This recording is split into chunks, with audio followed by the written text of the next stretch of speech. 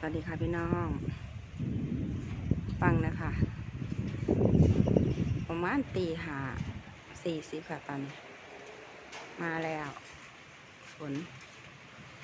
ปอกแป๊กปอกแป๊กมาแล้วค่ะ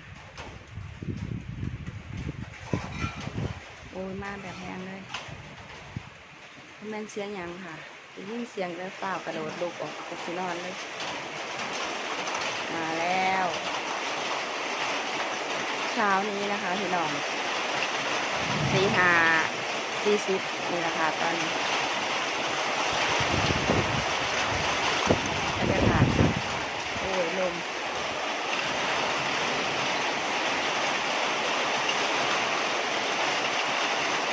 คืนเห็นนะฟ้าเหลืองค่ะเครื่องเหลืองมันตกนั่นแหละ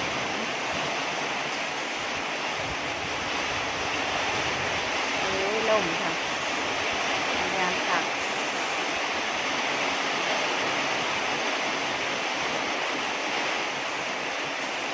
ตกลงแห้งเนาะพี่น้องเนาะจ้ะเห็นตกมาแห้งเลยขึ้นห้อนจนแบบร้อนบ่ได้เนี่ย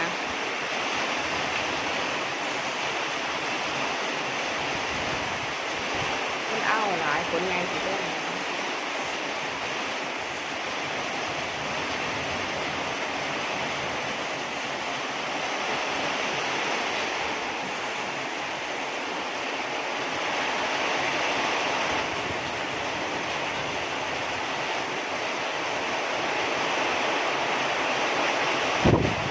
ลมจ้ะพี่น้อง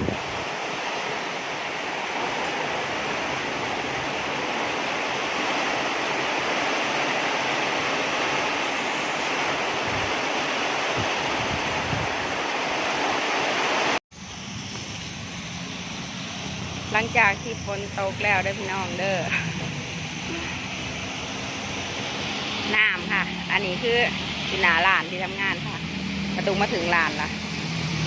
น้ำเต็มตะลิงค่ะโอ้ยเห็นบอปักเลิกน้ำได้ค่ะตะลิงอ่ะ